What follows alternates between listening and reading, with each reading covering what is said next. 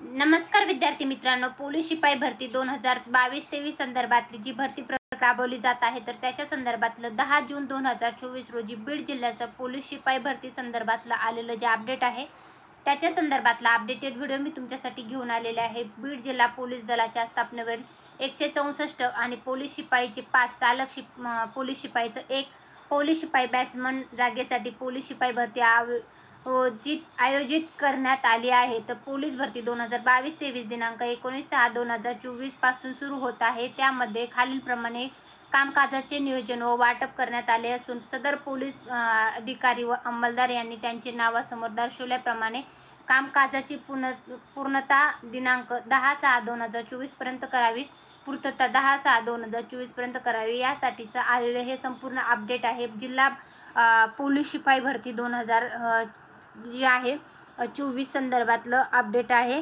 बीड जिल्ह्या संदर्भातलं। तर तुम्ही बघू शकता कामकाजाचे जे आहे तर त्याच्या संदर्भातले संपूर्ण डिटेल जे आहे तर ते 10 जून 2024 रोजी आलेलं आहे।